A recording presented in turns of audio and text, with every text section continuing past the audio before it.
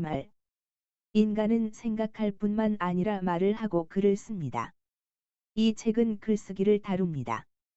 서점마다 글쓰기에 대한 책이 많이 있고, 개인 집에도 한두 권씩 글쓰기에 대한 책들이 있습니다. 그럼에도 불구하고, 이번에 글쓰기 멘토링이라는 제목으로 이 책을 펴내는 것은 이제까지 국내외 여러 대학에서 배우고 가르치면서 논문 작성에 대해 지은이가 배우고 가르친 경험을 나누고 싶기 때문입니다. 논문 작성 시리즈의 첫 번째 책인 이 책은 4장에 걸쳐 글쓰기에 대해 설명합니다. 읽기와 쓰기. 제1장. 글을 잘 쓰는 방법. 제2장.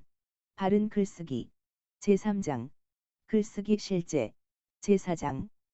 이 책은 초중고생이라도 쉽게 이해할 수 있도록 지은이는 최대한 쉽게 이 책을 썼습니다. 글쓰기를 넘어 논문 작성에 대해 알아야 하는 독자들은 논문 작성 시리즈의 제2권 논문 작성 멘토링을 읽으시기를 바랍니다. 대학에서 논문 작성을 하지 않아도 되는 일반 독자일지라도 글을 잘 쓰기 위해서 논문 작성에 대해 안다면 훨씬 더 좋은 글쓰기를 할 수 있습니다. 학위 논문 작성을 하지 않아도 되는 독자라도 신학 학위 논문 작성 멘토링을 읽는다면 더 좋은 논문을 작성할 수 있고 더 좋은 글쓰기를 할 수 있습니다. 이런 맥락에서 이 책의 독자가 이 시리즈의 글쓰기 멘토링, 논문 작성 멘토링, 신학 학위 논문 작성 멘토링, 성서학 논문 작성 멘토링, 개인 출판 멘토링 등을 함께 읽기를 바랍니다. 독자들에게 하나님의 은혜와 평강이 충만하기를 기원합니다.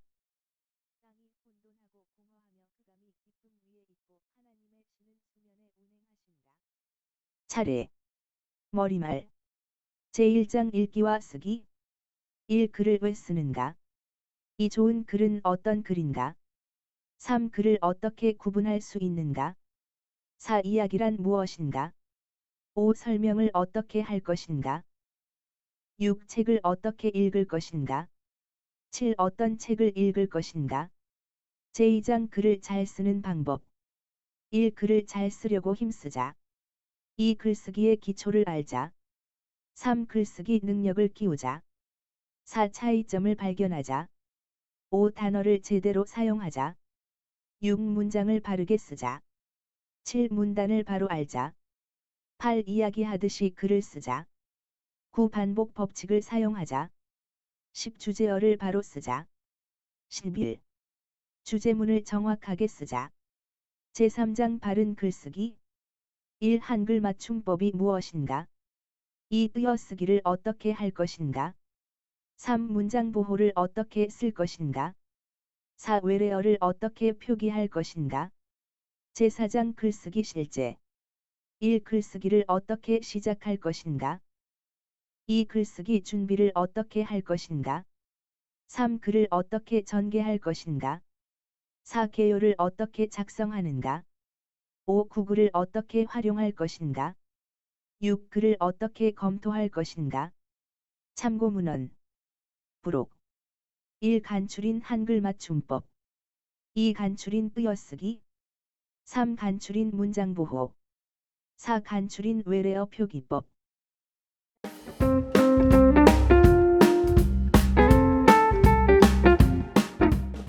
제1장. 읽기와 쓰기. 1. 글을 왜 쓰는가?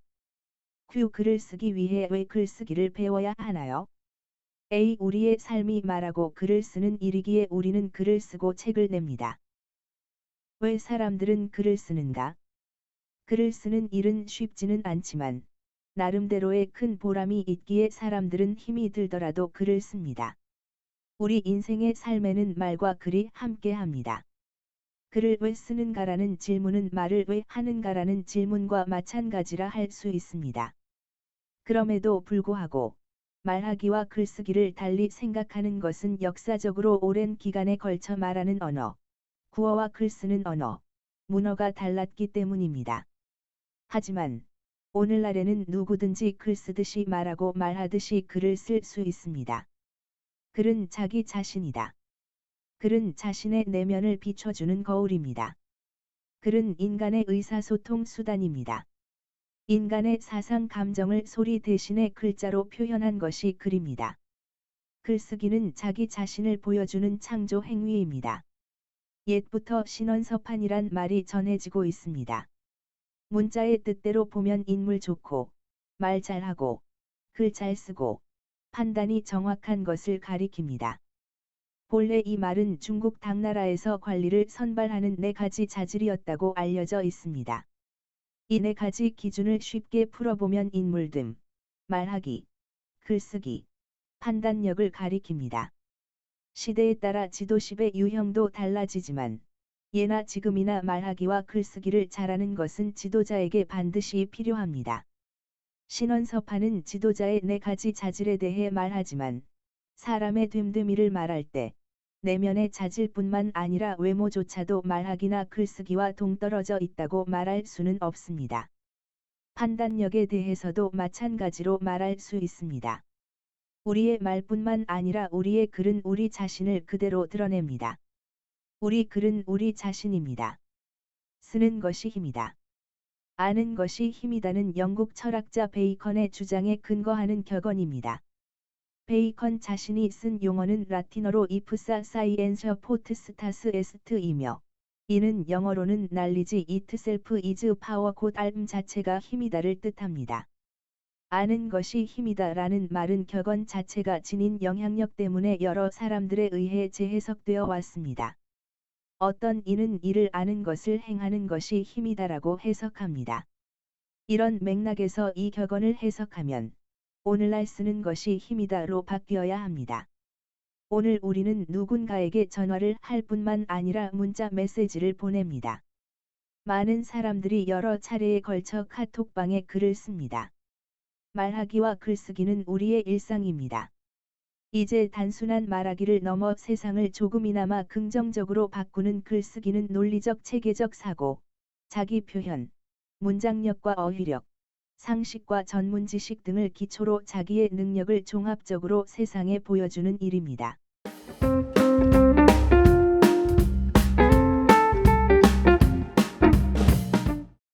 이 좋은 글은 어떤 글인가? 좋은 글이란 어떤 글인가? A. 좋은 글은 바른 글이며 글 쓰는 사람의 생각과 느낌을 바르게 드러내는 글입니다. 좋은 글이란 독자가 쉽게 이해할 수 있는 글입니다. 독자가 잘 이해하는 글은 문장이 명확하면서도 간결하고 구성에 짜임새가 있는 글입니다. 대학에서 쓰게 되는 글은 주제가 적절하고 타당해야 하고 목적에 잘 맞아야 합니다. 그리고 주제가 잘 드러나게 하는 것이 중요합니다. 일반적으로 좋은 글의 요건이 무엇입니까? 첫째, 참신성이 있어야 합니다. 논문은 독창적이어야 한다는 말이 있다. 논문의 독창성이란 어떤 것인가요? 독창성이란 말을 알기 쉽게 바꾸면 참신성, 나벨티이라 할 수 있습니다. 참신성 있는 글을 3가지로 구분할 수 있습니다. 주제가 참신한 글, 접근 방법이 참신한 글, 자료가 참신한 글입니다. 둘째, 논리성이 있어야 합니다. 주제에 대해 공감할 수 있는 글이 좋은 글입니다. 원인이나 조건이 타당하게 제시되어야 글의 주제에 대하여 공감할 수 있습니다. 셋째, 통일성이 있어야 합니다. 내용의 통일성은 글을 이해하는 데 중요한 요소 중 하나입니다. 넷째, 경제성을 고려해야 합니다. 최소한의 표현으로 최대한의 의미를 전달한 글이 좋은 글입니다. 다섯째, 주장이 분명해야 합니다. 자기의 생각이나 말하고자 하는 바가 분명히 나타나는 글이 좋은 글입니다. 여섯째, 언어적으로 정확해야 합니다. 올바른 단어, 올바른 문장, 소주제가 있는 문단, 문맥에 맞는 글이 좋은 글입니다. 일곱째, 문체가 적절해야 합니다. 글의 문체는 주제에 대해 어떠한 태도를 가지고 있는가를 단적으로 드러내주는 하나의 적절한 방법입니다.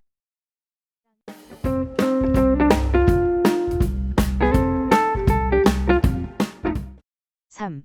글을 어떻게 분할 수 있는가? 여러 가지 글을 구별한다면 어떻게 구별할 수 있나요? A. 묘사문, 서사문, 설명문, 논증문 등으로 글을 구분할 수 있습니다. 논문은 어떤 글인가요? 그의 서술 양식은 일반적으로 묘사, 서사, 설명, 논증 등입니다. 이 밖에 한 가지 더 곧 보고 또는 보도를 추가하는 사람도 있습니다. 글의 유형은 서술 양식에 따라 정해집니다. 예를 들어 묘사한 글은 묘사문이고 논증한 글은 논증문입니다. 현재 우리나라 교육과정에는 서사문 외에 묘사문, 설명문, 논증문에 대한 언급이 없다고 알려져 있습니다. 이제 묘사문, 서사문, 설명문, 논증문에 대해 살펴보겠습니다. 묘사문. 묘사, 디스크리프션은 필자가 보고 듣고 겪은 사물의 인상을 독자로 하여금 생생하게 그리며 간접적으로나마 체험하게 합니다. 묘사는 현장에 없을지라도 표현하는 대상을 느낄 수 있도록 하는 글입니다. 묘사하는 글을 쓸 때는 있는 그대로 객관적으로 묘사하여 사실적으로 인식하게 합니다. 미국 중학생을 위한 장문 지침은 묘사문 장문에 대해 몇 가지를 강조합니다. 첫째, 뚜렷한 초점과 분명한 목적을 가지고 있어야 합니다. 둘째, 시작적 요소, 청각적 요소, 정확한 어휘를 사용하여 생생한 이미지를 창출하고 분위기를 조성하여 정서를 잘 표현합니다. 셋째, 논리적인 순서로 자세히 표현합니다. 넷째, 설명하기보다는 보여주기를 추구합니다. 이러한 묘사문은 우리가 일기를 쓰거나 여행기를 쓸 때에 적용할 수 있습니다. 그리고 이러한 묘사는 묘사문만이 아니라 이야기가 있는 서사문을 쓸 때도 보조적으로 쓰이기도 합니다. 서사문. 서사, 내레이션은 어떤 사건의 의미 있는 시간적 과정을 표현하는 글입니다. 묘사는 시간이 멈춘 것을 표현한다면, 서사는 시간의 흐름을 따라 상황과 추이를 서술합니다. 인물과 사건과 시간이 분명해야 하고, 그 서술 관점의 통일성이 있어야 합니다. 관점의 통일성이란 1인칭 작가인지, 아니면 3인칭 작가의 입장에서 쓰는 것인지를 명확히 해야 합니다. 또한 서사문을 쓸 때 첫째, 둘째, 셋째 등을 사용하는 경우가 있는데, 그 순서는 장소적으로나 시간적으로나 아니면 논리적으로 의미 있는 순서가 되어야 합니다. 서사는 이야기입니다. 시간적 요소나 인과관계나 기승전결과 같은 이야기의 요소를 가진 서사문은 재미가 있고 사람들의 마음을 끌 수 있습니다. 이러한 이야기의 요소들을 잘 활용하면 서사문을 쓸 때만이 아니라 묘사문이나 설명문을 쓸 때도 도움을 얻을 수 있습니다. 미국 중학생 장문 지침은 서사문과 관련하여 대해 몇 가지를 강조합니다. 첫째, 자세한 묘사와 대화를 포함시킴으로써 등장인물의 성격, 배경, 구성을 전개시킵니다. 둘째, 이야기의 발단과 전개와 결말을 분명하게 보여줍니다. 셋째, 단서와 전환 표지를 활용하여 이야기를 논리적으로 전개시킴으로써 독자의 사건 순서 이해를 돕니다. 넷째, 청중이나 독자에게 알맞는 표현을 사용합니다. 다섯째, 사건이나 생각의 중요성을 잘 드러내 보여줍니다. 이러한 서사문은 어떤 글인가요? 서사는 모든 이야기를 쓸 때 적용되는 서술 방식입니다. 문학에서는 소설이 대표적인 서문입니다. 설명문. 설명, exposition, 은 독자에게 무엇인가를 알리는 것입니다. 설명의 방법으로는 정의, 비교, 대조, 분류, 구분, 예증, 열거, 분석 등이 있습니다. 정의는 어떤 말이나 사물의 뜻을 명백히 밝혀 규정함을 말합니다. 비교는 둘 또는 그 이상의 사물이나 현상을 견주어 서로 간의 유사점과 공통점, 차이점 따위를 밝히는 것을 말합니다. 대조는 둘 이상의 대상의 내용을 맞대어 갖고 다름을 검토함을 말합니다. 분류는 종류에 따라서 구별하고 정리하는 것을 말합니다. 다시 말해, 기준을 제시하여 풀이함을 말합니다. 구분은 일정한 기준에 따라 전체를 몇 개로 갈라 나눔을 말합니다. 예증은 예를 들어 보임을 말합니다. 이러한 설명의 여러 방식을 잘 이용한다면 일상생활의 대화나 목회자의 설교에서도 큰 도움을 얻을 수 있습니다. 뿐만 아니라 인문학의 경우에는 논증문을 쓸 때도 설명을 통해 논증하는 경우가 많습니다. 미국 중학생 작문 지침은 설명문에 대해 몇 가지를 강조합니다. 첫째, 독자의 흥미를 유발시킵니다. 둘째, 글의 목적을 분명히 밝힙니다. 셋째, 주제, 타픽을 제시하고 그것을 뒷받침할 근거를 제시합니다. 넷째, 잘 들어밌는 동사, 명사, 형용사를 사용하면서 독자에게 생생한 시각적 이미지를 제공합니다. 다섯째, 글의 목적과 연결하여 내용을 자세히 요약하면서 끝냅니다. 앞에서 묘사가 묘사문 자체만이 아니라 서사문에도 쓰인다고 언급한 대로 설명은 설명문 자체만이 아니라 논증문에도 쓰입니다. 특히 신학이나 인문학에서는 설명을 통한 논증으로 논문 작성을 합니다. 논증문, 논증, 아어규먼트은 독자의 생각, 태도, 관점, 감정 등을 변화시키고자 합니다. 독자의 생각, 태도, 관점, 감정 등을 논리적 타당성으로 변화시키고자 하는 방법이 논증입니다. 인문학에서는 설명을 통해 논증하는데 예시, 비교, 분류, 분석, 정의 등을 설명하여 논증합니다. 비교할 경우 동일하거나 유사한 속성을 대상으로 해서 비교해야 합니다. 분류도 일정한 기준을 따르는 일반적인 분류가 있음에도 연구자의 독특한 방식을 택할 경우 합리적인 근거가 있어야 합니다. 분석할 경우엔 감정적인 비평이 되지 않도록 객관적인 분석을 시도해야 합니다. 정의는 이런 것을 취합하여 개념을 정리하는 것입니다. 이러한 논증을 위해서는 논리적인 사고로 자신을 훈련해야 합니다. 자신의 생각일지라도 잘못될 수 있음을 전제하여야 합니다. 또한 단정적인 견해나 타인의 무시하는 주장을 경계해야 합니다. 논증의 방법으로는 귀납법이 있는데 이는 개별적인 사례를 통해 결론을 추론하여 일반화하는 논증법입니다. 연역법은 이미 일반화된 사실로부터 개별적인 결론을 이끌어내는 논증법입니다. 변증법은 상반된 견해를 동시에 고려함으로써 보다 보편타당한 결론에 도달하는 사고방법입니다. 이런 논증에 있어서 가장 주의할 점은 성급한 일반화입니다. 복잡한 문제를 해결하기 위해 어느 정도는 단순화해야 하지만 지나친 단순화는 오류를 가져옵니다. 통계 자료를 잘못 해석하는 경우도 조심해야 합니다. 미국 중학생 논증문 작성 지침은 몇 가지를 강조합니다. 첫째, 도입부를 강력하게 시작합니다. 둘째, 문제가 무엇인지 잘 설명하고 필자의 입장을 밝힙니다. 셋째, 생각을 논리적으로 제시합니다. 넷째, 반대되는 관점에 대한 필자의 입장을 밝힙니다. 다섯째, 강력한 요약이나 주장으로 끝맺음을 하거나 독자들의 행동을 촉구합니다. 논문 작성법을 지도하는 교수로서만이 아니라 어떤 과목의 수업이든지 첫 시간에 저는 글의 종류에 대해 설명합니다. 글의 서술 양식과 글의 종류를 알아두면 이는 중간고사나 기말고사에서 답안을 쓸 때도 매우 유용합니다. 사실 이는 일상생활에서의 글쓰기만이 아니라 말하기에서도 유익합니다.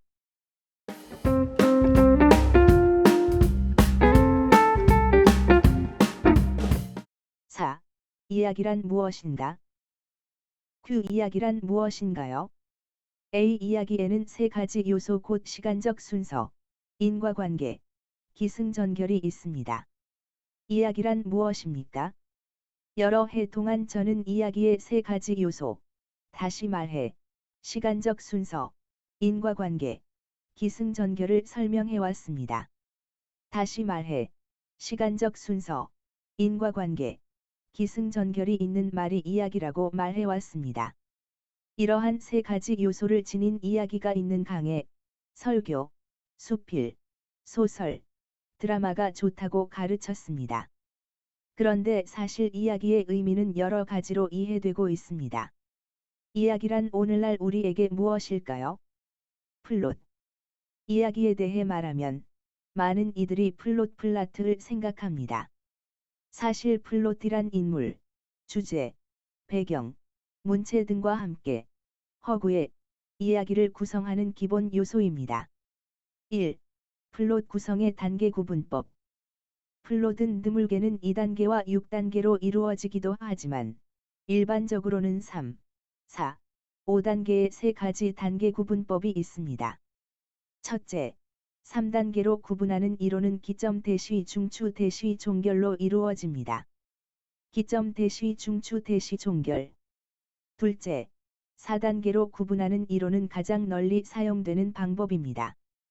발단, 엑스퍼지션, 대시 분교, 컴플러케이션, 대시 절정, 클라이맥스, 대시 대단원, 디나운스먼트, 도입, 시초에이션, 대시 전개, 컴플러케이션, 대시 위기, 크라이시스, 대시 절정, 클라이맥스.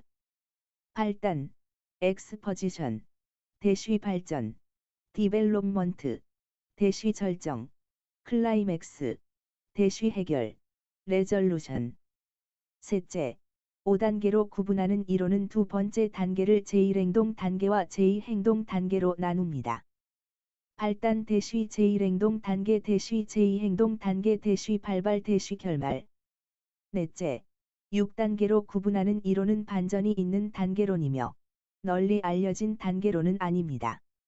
의도 대시 의도의 장애 대시 장애의 반전 대시 위기 대시 위기의 반전 대시 단원. 2. 플롯의 4단계 구분법. 여기서는 가장 널리 알려진 4단계 구분법 곧 기승전결, 발단, 갈등, 절정, 대단원로 이루어집니다. 첫째, 발단은 이야기의 시작 부분이며 등장인물이 소개되거나 사건의 실마리가 보이기 시작하고 배경이 정해집니다. 발단 부분에서 등장인물이 반드시 소개되어야 하고 배경과 같은 기본 상황이 정해져야 합니다. 다시 말하면 어느 정도 이야기의 윤곽이 드러나야 합니다. 둘째, 전개, 갈등은 사건 전개에 따라 등장인물 사이의 갈등이 고조됩니다. 이 단계는 주인공의 행동이 전개되고 인물의 성격이 정착되면서 갈등과 변화가 일어나기 시작하는 단계입니다. 사건이 복잡하게 얽히면서 긴장감이 더해지고 등장인물의 활동이 사건과 직접적인 연관을 갖고 진행되기 시작합니다. 셋째, 절정은 점차 심해진 갈등이 극에 달합니다. 이야기의 상승적 사건이 최고 정점에 오르고 갈등 속에 여러 힘이 최고로 강렬해지는 순간입니다. 이후 이야기는 갈등이 해결되는 방향으로 나아갑니다. 넷째, 결말, 대단원. 은 이야기 내의 갈등이 해소되고 결말을 맞습니다. 이 단계는 갈등의 결과가 드러나 등장인물의 운명이 분명해지는 부분으로서 주제가 단적으로 암시되는 순간입니다. 이런 관점에서 보면 이야기는 단순히 플롯이라기보다는 플롯은 이야기의 한 요소라 말할 수 있습니다. 우리말 큰 사전. 우리말 큰 사전인 표준국어 대사전은 이야기를 5가지로 표기합니다. 첫째, 어떤 사물이나 사실, 현상에 대하여 일정한 줄거리를 가지고 하는 말이나 글. 둘째, 자신이 경험한 지난 일이나 마음 속에 있는 생각을 남에게 일러주는 말. 셋째, 어떤 사실에 관하여 또는 있지 않은 일을 사실처럼 꾸며 재미있게 하는 말. 넷째, 소문이나 평판. 다섯째, 문학 등호 소설. 이상에서 살펴본 바를 요약하면 이야기란 어떤 사물이나 사실, 현상에 대하여 일정한 줄거리를 가지고 하는 말이나 글을 말합니다. 우리가 글을 쓸 때 이처럼 시간적 순서, 인과관계, 기승전결이 있는 좋은 글을 쓸 수 있기를 바랍니다.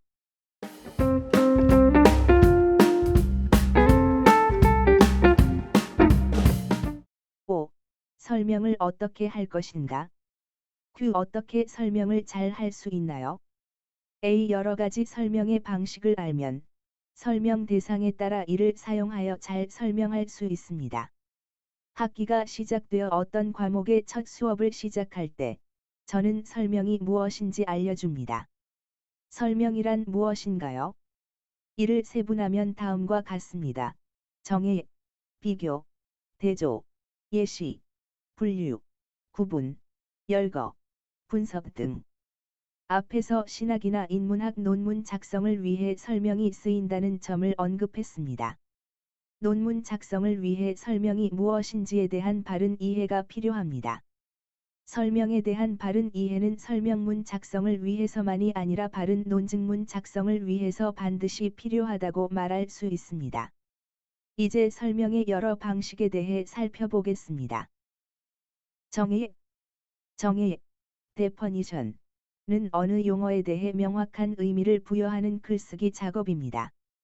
어떤 용어의 의미가 명확하다는 것은 글 쓰는 이와 글 읽는 이가 그 용어에 대해 동일한 의미를 공유함을 뜻합니다.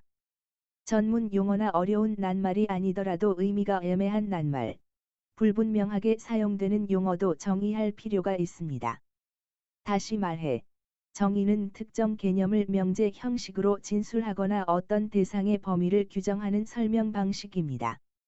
이는 A는 B이다처럼 서술 대상과 서술 내용이 같은 값을 지니는 설명 방식입니다. 다시 말해, 정의는 대상이 지닌 본질적인 속성을 해명하기 위한 개념에 대한 해석입니다. 글을 쓸 때에는 어떤 단어나 개념을 정의할 때가 있는데, 이 경우에 그 단어나 개념의 의미가 어떻게 사용되는지를 묘사하거나 그 단어나 개념의 의미가 어떠해야 하는지를 규정해야 합니다. 일반적으로 단어 사전의 정의는 전자에 해당합니다. 하지만 논문 작성에서는 단어 사전의 의미를 먼저 참조하지만 후자의 경우에 해당합니다. 같은 개념을 사용한다고 해도 사람마다 서로 다른 의미로 사용한다면 상대방과 진정한 소통이 이루어지기 어려울 것입니다. 개념 정의는 그 자체로 대상에 대한 필자의 이해와 사고를 드러낸다고 말할 수 있습니다. 일반적으로 사전적 정의만으로 어떤 대상이 충분히 설명되기는 어렵습니다. 많은 경우에 어떤 개념이나 대상의 설명이나 사전적 정의에 그치지 않고 그것의 여러 가지 속성들이나 관련 사항 또는 필자의 견해를 부과함으로써 이루어진다. 우리는 그러한 설명을 확대 정의라고 부릅니다. NLT 보기 GT 정의. 이러한 정의들을 종합해 정의하면 정의할 수 있고 이것들을 다시 요약해 간단히 정의하면 정의할 수 있다. 비교, 컴패리선은 대상의 공통점을 나열합니다. 옛 국어 교과서들을 보면 비슷하거나 같은 대상을 공통점을 중심으로 견주어 보는 것을 비교하다라 일컫고, 차이점이 뚜렷한 대상을 차이점을 중심으로 견주어 보는 것을 대조하다라 일컫는다고 기술하였습니다. 하지만 요즘 국어 교과서에서는 비교하다는 단어에 대한 정의를 보면 견주어 보는 대상들의 성질에 상관없이 공통점과 차이점 둘 다를 중심으로 견주어 본다는 의미를 가집니다. 다시 말해, 비교의 범주에 대조를 포함시키고 있습니다. 이런 맥락에서 요즘 비교와 대조를 함께 다루는 경우가 많지만, 보다 바른 설명문을 쓰려면 비교와 대조를 구별할 필요가 있습니다. NLT 보기 GT 비교. 한국의 국민소득은 중국의 국민소득은 비교할 때는 다음과 같은 몇 가지 사항에 유의해야 합니다. 첫째, 대상 A에서 언급된 항목은 대상 B에서도 가능한 대로 언급하는 것이 좋습니다. 둘째, 대상 A에 관련된 항목의 순서는 대상 B의 경우에도 그대로 지켜지는 것이 좋습니다. 셋째, 대상 A를 언급한 부분과 대상 B를 언급한 부분의 분량은 비슷한 것이 좋습니다. 넷째, 분량이 많은 일괄 비교의 경우, 대상 B의 항목들을 열거할 때 대상 A에 해당 항목을 간략히 상기시켜 주는 것도 좋은 방법입니다. 대조, 컨트레스트는 차이점을 보여줍니다. 다시 말해, 서로 달라서 대비가 된다는 것입니다. NLT 보기 GT. 둘의 성격이 대조가 된다 슬래시. 그의 까만 얼굴과 흰 이가 선명한 대조를 보인다 슬래시. 술에 젖은 붉은 입술이 눈 가장자리에 뒤덮인 어두운 그늘과 이상한 대조를 이루고 있었다. 대쉬 오상원. NLT 모반 GT. 대조는 비교와 함께 이루어지기에 앞서 언급한 비교에서의 유의사항은 대조에서도 마찬가지로 적용됩니다. 예시, exemplification. 예증이라고 생각하는 이도 있는데, 예증은 예시와 증명을 합한 말입니다. 예시는 사례를 들어 보여주는 것입니다. 예시의 효과 가운데 하나는 어려운 내용을 이해하기 쉽게 만들어준다는 것이고, 다른 하나는 지루한 내용을 흥미롭게 만들어준다는 것이다. 그러면 어떤 예시가 좋은 예시일까요? 첫째, 예시는 말하고자 하는 바와 일치해야 합니다. 예시는 필자의 설명이나 주장과 반드시 일치해야 합니다. 이는 좋은 글을 쓰기 위한 예시에서 반드시 이루어져야 하는 조건입니다.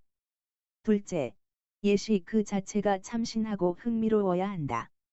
사례는 설명이나 주장을 뒷받침해주는 것이므로 그것이 반드시 참신하거나 흥미로워야 하는 것은 아니지만 가능하면 참신하고 흥미로운 것이 좋습니다.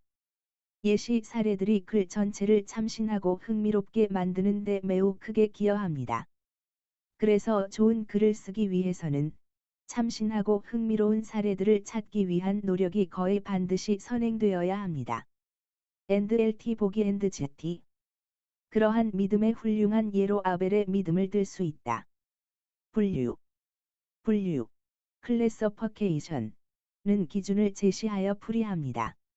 상위 개념으로 묶어가는 것을 분류라고 합니다. 분류는 하위 개념, 종개념에서 상위 개념, 유개념으로 확산하여 설명합니다. 이는 비교적 덩치가 큰 대상이나 개념을 포괄적으로 이해하는 데 적합합니다. LT 보기 Z. 사람, 개, 닭, 종개념 등은 동물, 유개념로 분류된다. 언어의 유형에는 어순형, 고경형, 교착형이 있습니다. 구분, 더비전, 은 분류와 달리 기준에 따라 나눕니다. 구분은 상위 개념, 유개념에서 하위 개념, 종개념으로 나눕니다. 하위 개념으로 갈라 나가는 것을 구분이라고 합니다. LT 보기 Z. 동물, 유개념, 은 사람, 개, 닭, 종개념 등으로 구분된다. 네트워크는 사내 네트워크와 사회 네트워크로 구분할 수 있다.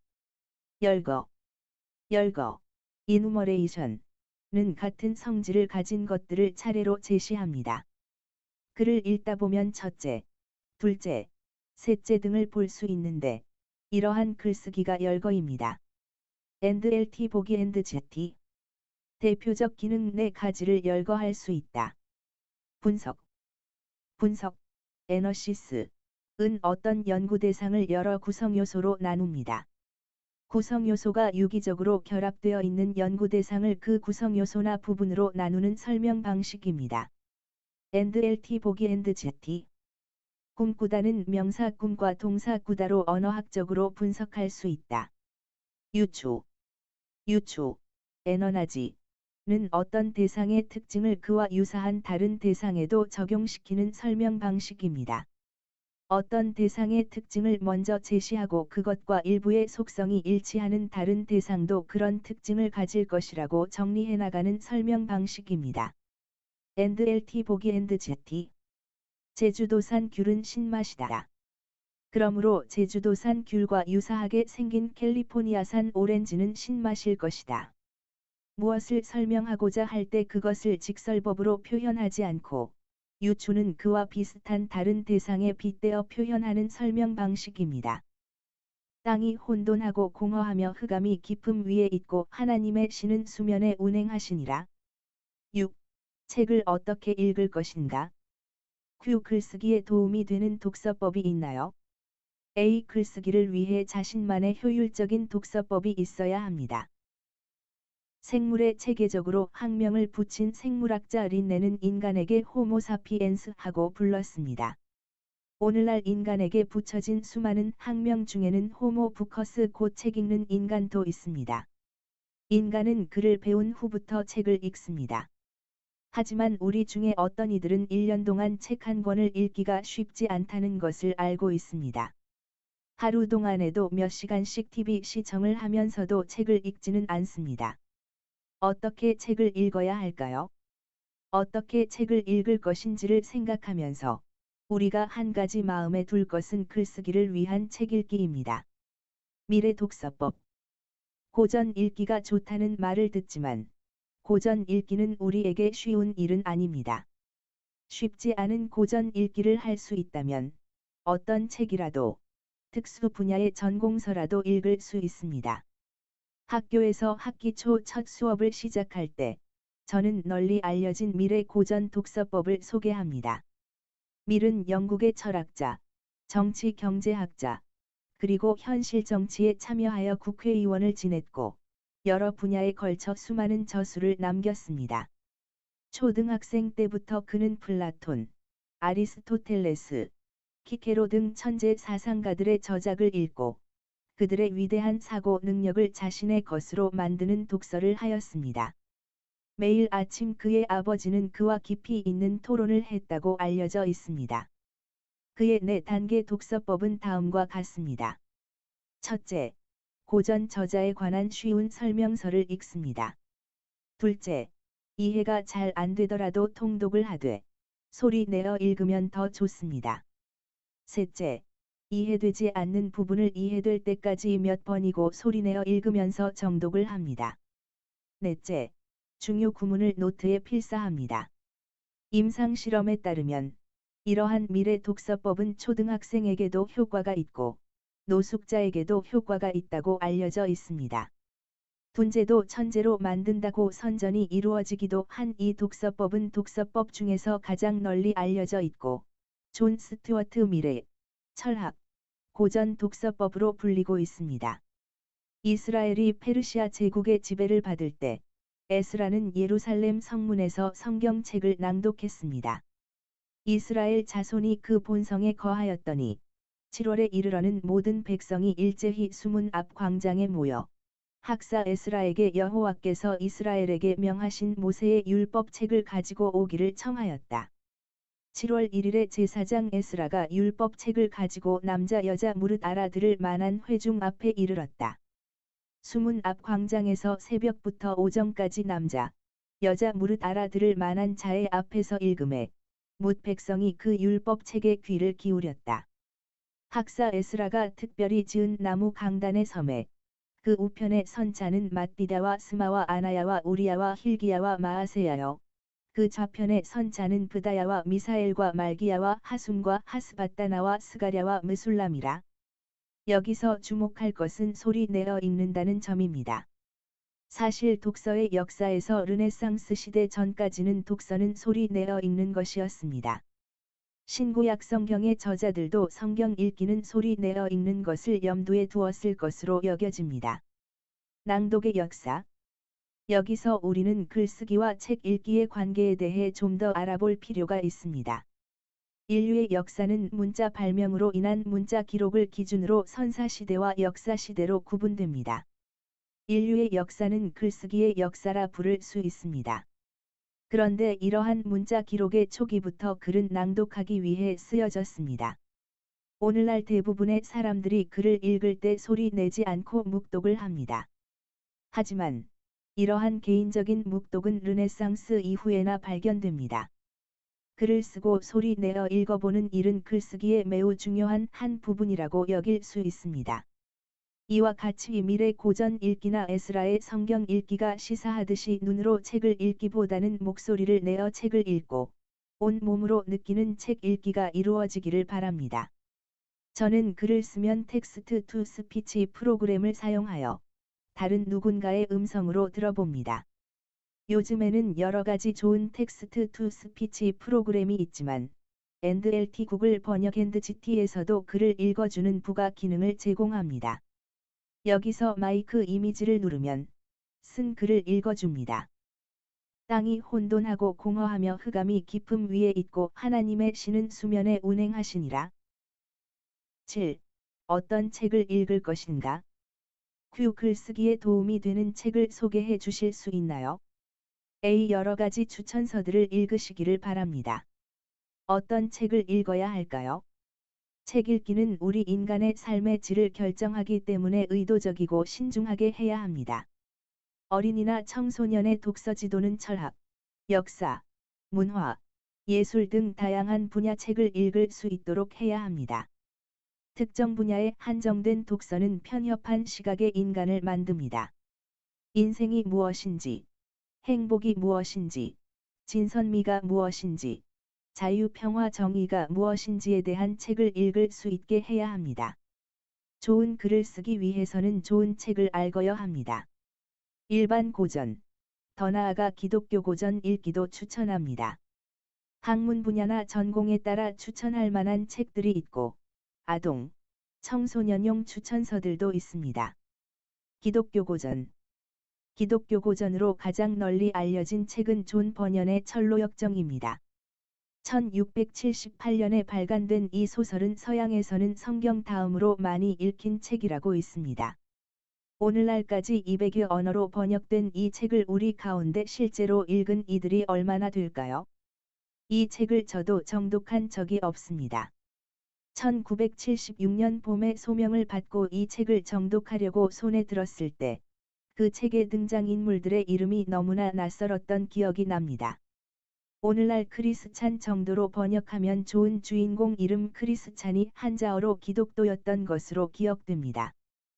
또한 크리스찬의 고향인 이 세상을 가리키는 시티 오브 디스트럭션은 장망성이라고 번역된 점이 오랜 시간이 지난 지금에도 기억납니다.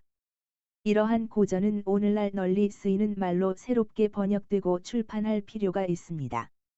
이런 맥락에서 기독교 고전만이 아니라 일반 고전 읽기와 번역에 관심을 가질 수 있기를 바랍니다. 세인트 존스 대학 고전. 고전 읽기와 관련하여 미국의 한 대학이 세계적인 관심을 끌고 있습니다. 이 대학에서는 학생들이 대학 4년을 고전 읽기와 토론으로 보내기에 일반 대학에서의 강의나 세미나를 찾아볼 수 없습니다.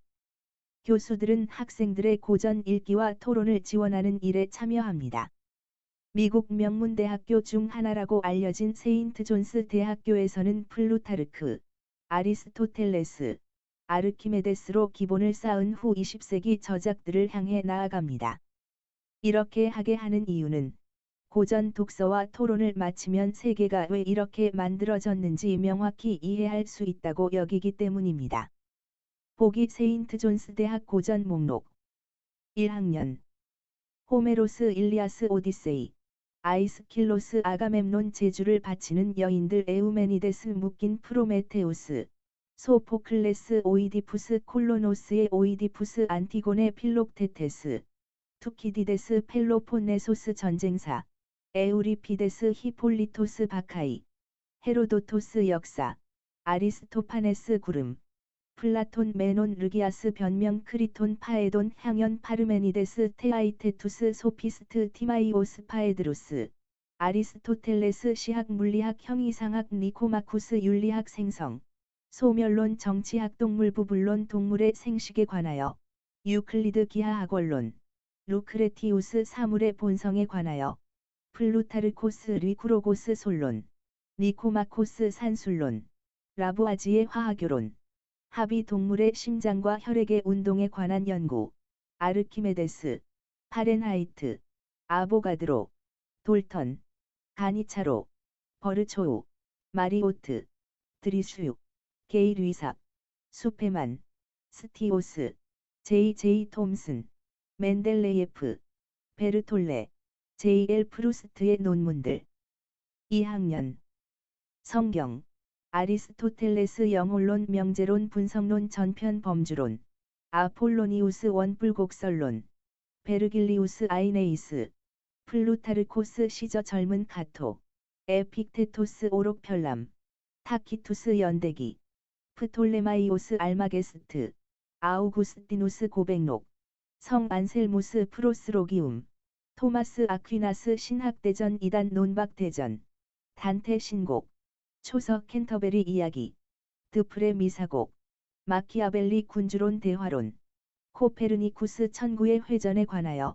루터 그리스도교도의 자유에 대하여 라블레 가르강티아와 팡타그류엘 이야기 팔레스트리나 파파의 마르셀리 미사곡 몽테뉴 수상록 비에트 분석 기법 입문 베이컨 신 오르가논 셰익스피어 리처드 2세 헨리 4세 헨리 5세 템페스트 뜻대로 하세요 햄릿 오셀로 맥베스 리어왕 코리올라누스 소네트집 마블 던 기타 16 7세기 시가 데카르트 기하학 방법서설 파스칼 원뿔곡설론 바흐 마테 순환곡 인벤션 하이든 현악 사중주 모차르트 오페라 베토벤 소나타 슈베르트 가곡 스트라빈스키 시편 교향곡 3학년 세르반테스 돈키호테 갈릴레오 두세 과학에 관한 논의와 수학적 논증 홉스 리바이던 데카르트 제1철학에 관한 성찰 정신지도 규칙 밀톤 신락원 라 로슈프코 잠언 라 퐁텐 우화 파스칼 방세 호이헨스 빛에 관한 논문 충격에 의한 육체의 운동에 관하여 엘리옷 미들마치 스피노자 신학 정치론 로크 통치이론 라신 페트르 뉴턴 프린키피아 케플러 대요 6 라이프니츠 단자론 형이상학 서설 역학에 관한 논문 철학 논문집 이성에 기초한 자연과 은총에 관한 원리 스위프트 걸리버 여행기 흉 인성론 루소 사회계약론 인간 불평등 기원론 몰리에르 인간 혐오자 애덤 스미스 국부론 칸트 순수 이성 비판 도덕 형이상학 기초 모차르트 돈 조반니 오스틴 오만과 편견 데데킨트 수론에 관하여 0. 맥스웰 테일러 오일러 베르누이의 논문들 4학년 미국 연합규약 미국 독립선언서 미합 중국 헌법 대법원 판례집 해밀턴 제2 메디슨 연방주의자 다윈 종의 기원 헤겔 정신현상학 논리학 로바체프스키 평행선 이론에 대한 기하학 연구 토크빌 미국의 민주주의 링컨 연설문 선집 키에르케고르 철학 단상 공포와 전율 바그너 트리스탄과 이졸대 마르크스 자본론 1884년의 경제학 철학 초고 독일 이데올로기 도스토예프스키 카라마조프의 형제 톨스토이 전쟁과 평화 멜빌 베니토 세레노 트웨인 허클베리 핀의 모험 오코너 이야기 선집 윌리엄 제임스 심리학 아주 간단한 요령 니체 음악의 정신에서 비극의 탄생 자라투스트라는 이렇게 말했다 선악의 피한 프로이트 정신분석학에 관하여 발레리 시가 부커 워싱턴 선집 듀보이스 흑인의 영혼 하이데거 철학이란 무엇인가 하이젠베르크 양자 이론의 물리적 원리 아인슈타인 선집 밀리컨 전자 콜레드 어둠의 한가운데 포크너 곰 예이츠 엘리옷 월러스 스티븐스 보들레스 랭보의 시다를 패러데이 톰슨 맨델 민코프스키 러더퍼드 데이비슨 슈레딩거 보어 맥스웰 드브로이 드리슈 오스테드 앙페르 보베리 서턴 모건 비들 테이텀 일로 웨슨 크릭 자코브 모노 하디의 논문들 한국문학번역원 이제 조금은 다른 관점에서 한글로 쓰인 어떤 책을 읽을 것인지에 대해 생각하면서 한국문학번역원을 소개하고 싶습니다. 이 번역원은 한국의 문학과 문화를 해외에 전파함으로써 세계문화 형성에 기여하고자 하는 한국 정부의 뜻을 실천하는 기관입니다. 이 기관은 문학, 인문사회, 아동 청소년 소설 등 다양한 한국 도서의 번역을 분기별로 지원합니다. 최종 번역 지원 도서들은 번역과 작품 심사를 거쳐 선정됩니다. 이 번역원은 수준 높은 번역을 통하여 고전을 포함한 한국의 도서를 해외 독자들에게 소개하고 공감대를 형성하여 한국 문화의 세계화에 기여하고자 합니다. 이 번역원을 통해 2017년 4분기까지 36개 언어 1,508권이 번역되었습니다. 이 번역원의 번역 사업에 참여하려면 번역원 사업 지원 사이트 회원가입 후 번역 지원 공모 사업 공고에 접수하기를 클릭하거나 사업 신청 프로그램 해당 분기 공고명 클릭 후 접수할 수 있습니다.